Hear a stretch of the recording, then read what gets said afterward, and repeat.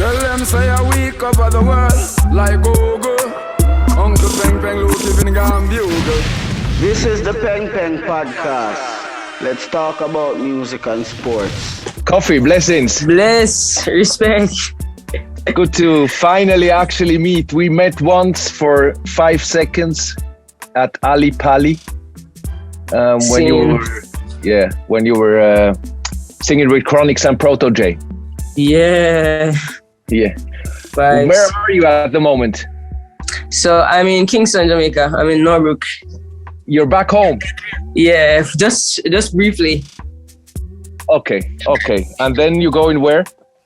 I head to Europe. I have a brief promo tour. Okay. Looking forward to see you there. Respect. Koffee. I just saw you smiling from another cover from a magazine, Rhythm magazine. Yeah. That's coming out soon. I see you on actually many magazines these days. Are you nervous for the release of your debut album? A little bit of nerves, a little bit of excitement. Because obviously, this is my first time, and along with it comes an extensive tour, which is a first for me as well. But I'm looking forward to it. I think there's a lot to learn and experience. I didn't hear the album yet, but can you tell me what we can expect? We know that Pull Up is probably going to be on there, but what about the rest of it? So there's different sounds on it. There's a little bit of roots reggae. There's a tad of dancehall. And yeah, some of the sounds you've heard already, but I think, it's just me opening up a little bit more personally, and also be more involved in the production and stuff. But yeah. Who did you work with? So I worked with a few producers like Frank Dukes, J5. I worked with my band for quite a few songs. I think at least half the project I worked with my band. So, Teflon, and some other producers. Koffee, I saw you coming up the last 5 years from the very first song, Burning. I love that already. I played that on the radio. And I always said on the radio that Koffee is going to be the next big thing. And now things are happening after 5 years. That's a short time. Did you have enough time to prepare for this? Because you're going to the big stages now. Yeah, I think things did get a little crazy pretty quickly, but especially with the pandemic and just being in Jamaica for quite a while, allowed me to reset and just make sure I'm staying grounded and, I think refuel the right way and just feed my spirit and just be ready mentally to hit the road again. So I think we're ready. I think you're ready, because what I'm trying to say is that with all the magazine covers, with all the big record deals, with the big record deal, with maybe also the pressure from Jamaica. Do you feel that pressure, or does it push you to get things done? It definitely pushes me to get things done, I would say. Yeah. I would say the pressure is it's not something that I'm afraid of. But also my people show a lot of love and support for whatever I do. So I know that they're there for me at the end of the day. And, it's just for me to deliver the good music. Yeah.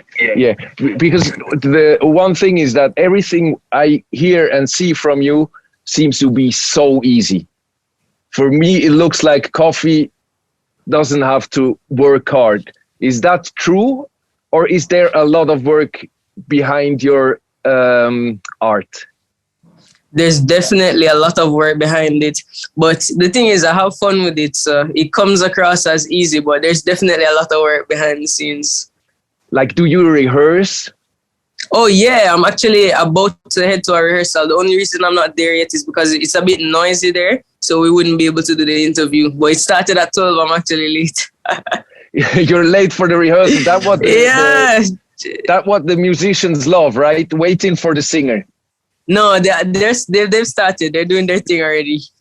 Who's in your band? So my drummer is Kenil.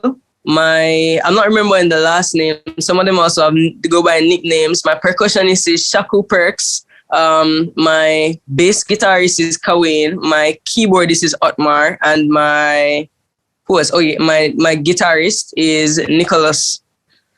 Okay, Koffee, it's actually a relief for me to talk to you like that, because when I saw like the fancy pictures of you, I thought that you were losing the connection to Jamaica, and I think no, never. And so Jamaica is your background. Jamaica will be your background forever.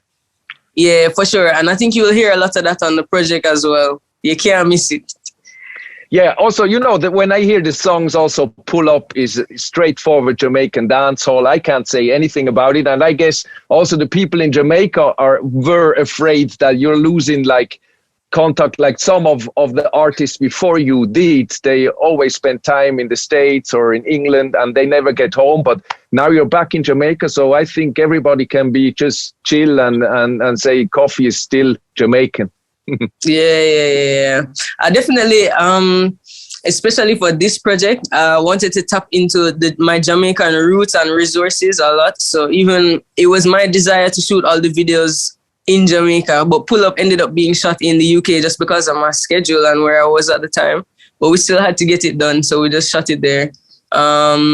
But yeah, my roots, as you can see in West Indies, even in lockdown, like we're out in the streets with Poppy and stuff. So showing my roots is definitely very important to me. Talking about Pull Up, the video, can you tell me which car is your favorite? I would say the red Ferrari.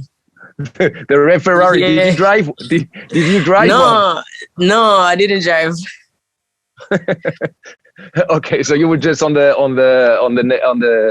next seat. How you call it? The seat beside the driver. Passenger seat. Exactly. Koffee.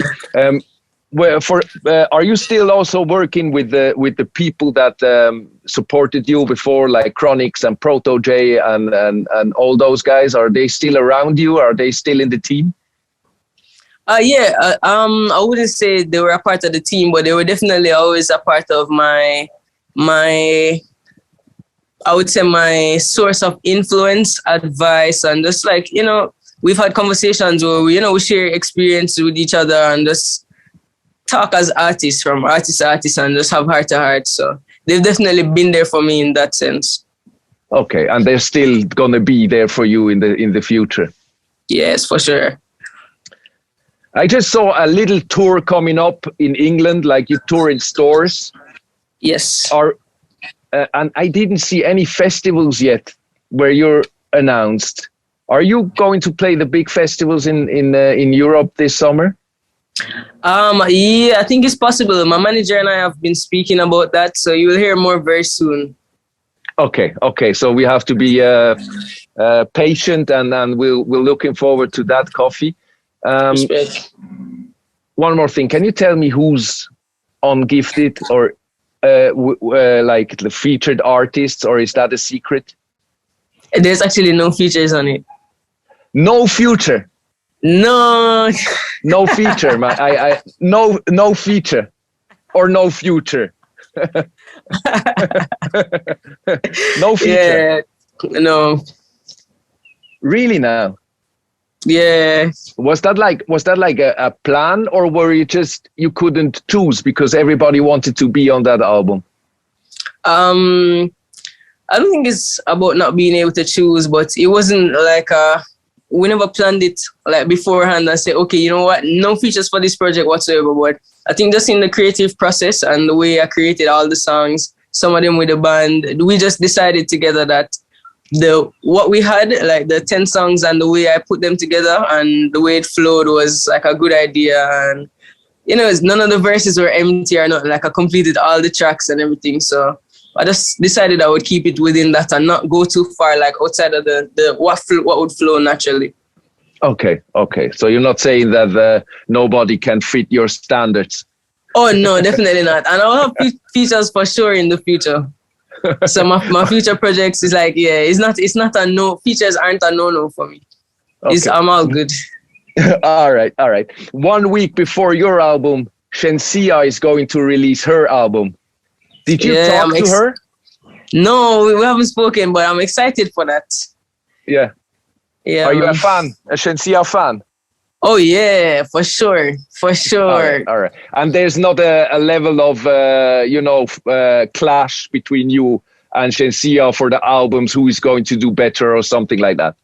No, I don't think so. Not that I know of. And whenever I see Shen, it's always good energy. So I don't think coming from her side either. Yeah. It's actually I actually love the energy that females are pushing things forward now. Yeah. That's a good look.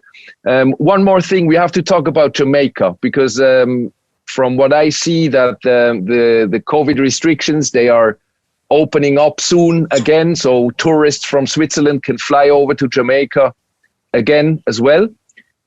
Which part should Swiss people go when they're coming to Jamaica? What would like the first place you would show a Swiss tourist in Jamaica? Where would you take him or her? I would take them straight to Negril. I think that's become my favorite place. Yeah. Why? That's become my favorite place because of I think it's very peaceful. It feels almost like another world. It's like on the far west end of the island, and the sunsets there are beautiful, and the beaches as well. Yeah, that's what they say. The 7th Mile Beach have the most beautiful sunsets in the world, actually. Yeah. I'm surprised because everybody tells me that they would go to Portland first. So Portland was my... Sorry? So Portland is not your place? Yo, it was my favorite place before, and then Negril won it over, so I just went with it. I was in Negril for my birthday last month. All right. Koffee, thank you so much for taking your time. I really hope I'm going to see you when you come back to Europe, or if I come to Jamaica. I'll be in Jamaica on the 18th of March. That's actually 2 weeks from now. Maybe our ways are going to cross again. I hope so. And if not, we're going to see us at the show somewhere in the world. Yeah. Blessings, Lukey. Respect. I hope to see you very soon much too. Looking forward to your album. Love what you do, Koffee. Big up everybody in the team, and you have full support from me always. Yeah. Thank you so much. Respect.